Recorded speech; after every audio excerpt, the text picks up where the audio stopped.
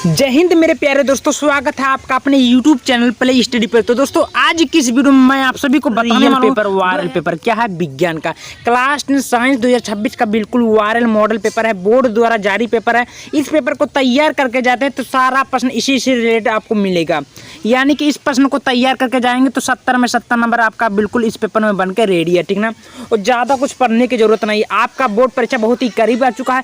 अगर इस पेपर को आप लोग अच्छे से पढ़ के जाएंगे, तैयार करके जाएंगे दोस्तों, तो मैं गारंटी ले सकता हूँ 70 में 70 नंबर का, ठीक ना। पेपर का कोड 824B के पेपर का कोड है, ठीक ना। ये क्लास 10 साइंस का बिल्कुल वायरल पेपर है 2026 का। अनुक्रमांक यहाँ पर भरना है, यहाँ पर नाम भरना है, ठीक है। कुछ करने की जरूरत नहीं, चलिए स्टार्ट करते हैं। उससे पहले चैनल पर नए चैनल को सब्सक्राइब कर लीजिएगा, वीडियो को शेयर कर दीजिएगा। यहाँ पर आप देख सकते हैं 3 घंटा 15 मिनट आपको पेपर को हल करने के लिए दिया जाएगा। कुछ इन्फॉर्मेशन दिया है, उसको हम लोग बारीकी से पढ़ लेते हैं। समान निर्देश दिया है, ठीक है। कुछ ज़्यादा करने की जरूरत नहीं, चलिए स्टार्ट करते हैं वीडियो को। उससे पहले चैनल पर नए चैनल को सब्सक्राइब कर लीजिएगा, ठीक ना। तो दोस्तों आपके सामने सबसे पहले क्वेश्चन बोला कि देख सकते हैं यहाँ प्रारंभ के 15 मिनट परीक्षार्थियों को प्रश्न पढ़ने के लिए निर्धारित है, यानी कि 15 मिनट आपको पेपर को हल करने के लिए दिया जाएगा। आप दूसरा प्रश्न बोला सभी प्रश्न आपको करना अनिवार्य है, या प्रश्न 2 खंडों में विभक्त आओ बा, ठीक है। तो ये आपको कुछ करने की जरूरत नहीं है दोस्तों। यहाँ पर आपको 20 टू बहुविकल्पीय प्रश्न देख सकते हैं, यहाँ पर दिया है। इसको आपको या मार्कशीट में देना रहेगा, ठीक ना। तो यहाँ पर हम आगे बढ़ चलते हैं। आगे हमारा क्या बोला उसको दिखाइए। तो दोस्तों आपके सामने हमारे अगला प्रश्न दिया है। देखिए यहाँ पर खंड का आ है, वो खंड आ में जिसमें से हमारा ऑब्जेक्टिव प्रश्न दिया है, जो कि 20 नंबर का बहुविकल्पीय प्रश्न है। तो पहले नंबर क्वेश्चन को हम लोग बढ़ जाते हैं। क्या बोला है यहाँ पर देख सकते हैं, प्रिज्म द्वारा सबसे अधिक विचलन किस रंग का होता है। तो विचलन मतलब आर पार कर देता है, तो ये हमारा बैंगनी है। क्या है? बैंगनी आपका राइट उत्तर होगा। बैंगनी आपको सी मारना है, राइट उत्तर। ओ या मार्कशीट में आपको ऐसी मारनी है, क्लियर हुआ। दूसरा क्वेश्चन आपके सामने बोल रहा है, सूर्य उदय एवं सूर्यास्त के समय क्षितिज पर आसमान दिखता है। क्या बोल रहा है? सूर्योदय एवं सूर्यास्त के समय क्षितिज पर आसमान दिखता है। कैसा दिखता है? तो रक्ताभ है।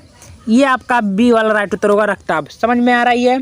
इसी प्रकार आपको टिक मारनी है, ठीक है। चलिए अब हम तीसरे प्रश्न में चलते हैं। तीसरा प्रश्न हमारा क्या बोल रहा है, यहाँ पर देख सकते हैं बोल रहा है कि दूरदृष्टि दोष में किसका प्रयोग होता है। तो दूरदृष्टि दोष में किसका प्रयोग होता है दोस्त, आप लोग बता सकते हैं। तो ये हमारा उत्तर लेंस का, किसका? उत्तर लेंस आपका बिल्कुल राइट उत्तर होगा। समझ में आ रही है?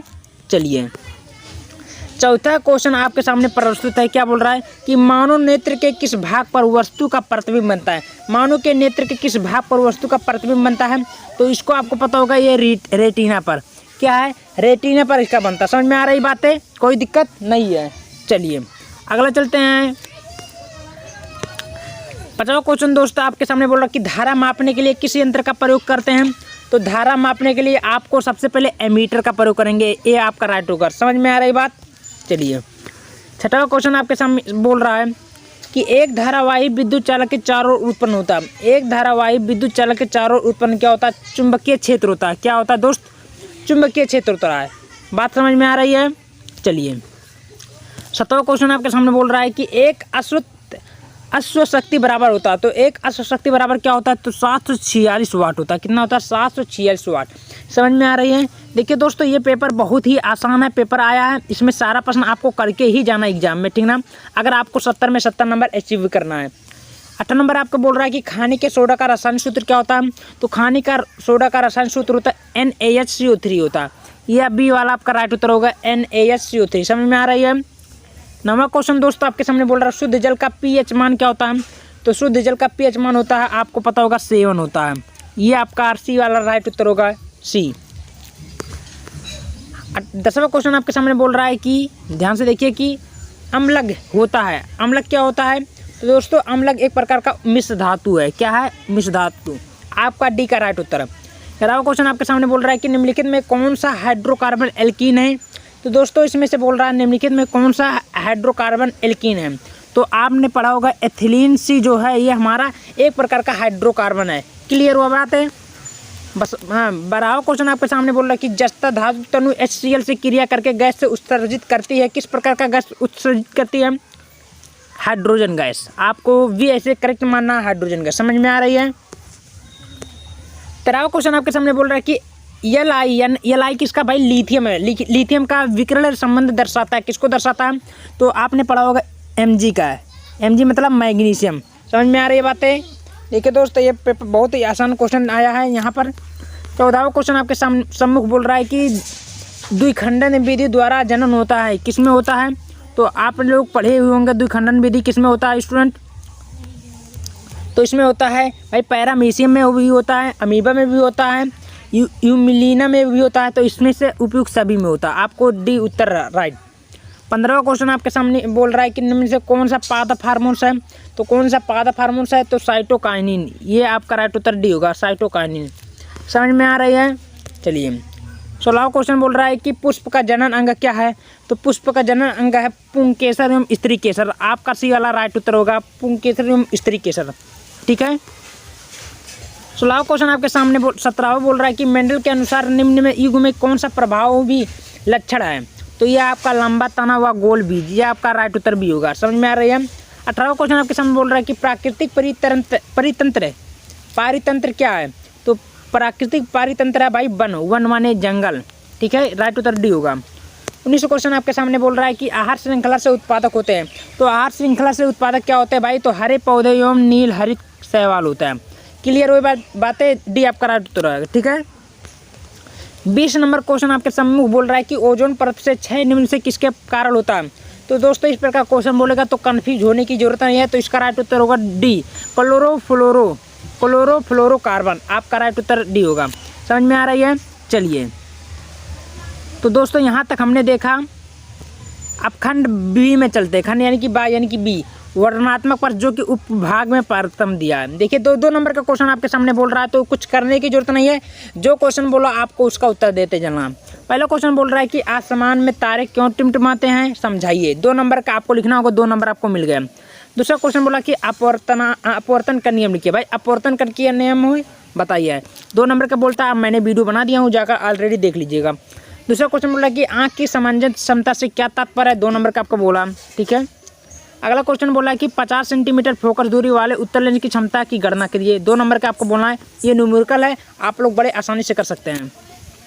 13वां क्वेश्चन बोल रहा है कि ओम का नियम क्या है, सूत्र सहित स्पष्ट समझाइए। भाई ओम का नियम क्या होता है आपको बताना होगा। दूसरा क्वेश्चन बोला कि विद्युत प्रतिरोधी की श्रेणी क्रम संयोजन क्या है, सूत्र सहित आपको समझाना होगा। तो चौथा क्वेश्चन बोला कि फ्लेमिंग के बाएं हाथ का नियम क्या समझाइए। 2 नंबर के बोला। अगला क्वेश्चन बोला कि दक्षिण हस्त अंगुष्ठ नियम क्या समझाइए। 2 नंबर के बोला। अगला क्वेश्चन आपके सामने बोल रहा है कि 2 ओम प्रतिरोध के प्रति सेकंड 100 जूल ऊष्मा उत्पन्न हो रही है, तो प्रतिरोध में प्रवाहित धारा की गणना करें। 2 नंबर का बोला है। भाई छोड़ना बिल्कुल नहीं है, जो भी क्वेश्चन नहीं आता है बना कर लिख देनी, आपको पूरे के पूरे नंबर रखा हुआ है। समझ में आ रही है बातें? चलिए उससे पहले चैनल पर को अभी तक सब्सक्राइब नहीं, जो स्टूडेंट नहीं किया सब्सक्राइब कर लीजिएंगे, ऐसे हिंदी इंग्लिश सभी का पेपर के लिए। ठीक है, उत्तर के साथ ही, क्योंकि बहुत ही मेहनत करके आप सभी को प्रोवाइड कर रहे हैं। ठीक है ना। उपभाग 2 आ गया, यहाँ पर देख सकते हैं बोला 5वां नंबर। निम्नलिखित अपक्रिया के लिए संतुलित रासायनिक समीकरण को चौथा यानी कि समीकरण दीजिए। 4 नंबर का बोला। तो भाई calcium hydroxide plus carbon dioxide तो क्या बनेगा हमारा? तो कैल्शियम कार्बोनेट जल बनेगा। तो इसको आपको संतुलित समीकरण के माध्यम से दर्शाना रहेगा, बैलेंस बराबर करना पड़ेगा। ठीक ना। तो आप लोग इसको बड़ी आसानी से कर सकते हैं। समझ में आ रही बातें? 6वां नंबर आपके सामने बोल रहा है रासायनिक समीकरण द्वारा कार्य सहित समझाना। 2 नंबर का आपको बोला। ठीक है। निम्नलिखित में आयुपेशी नामकरण देना, जो कि 2 नंबर का बोला। तो आयुपेशी नामकरण मैंने वीडियो बना दिया हूँ, जाकर देख सकते हैं। ठीक ना। देखिए दोस्तों आपके सामने अगला क्वेश्चन बोल रहा है कि क्या होता है जब केवल रासायनिक समीकरण दीजिए। भाई क्या होता है? ये 6 नंबर का बोलता है।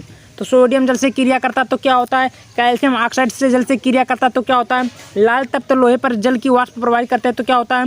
एथेनॉल को सांद्र H2SO4 के अधिक के साथ 443 के कैल्शियम पर गर्म करते हैं तो क्या होता है?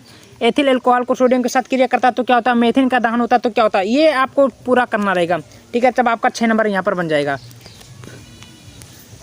समझ में आ रही है? चलिए दोस्त आपके सामने अगला क्वेश्चन बोला अथवा करके देखिए, उसको नहीं तो अथवा ये वाला कर सकते हैं। 6 नंबर का आपको दिया। निम्नलिखित पर संक्षिप्त टिप्पणी लिखिए।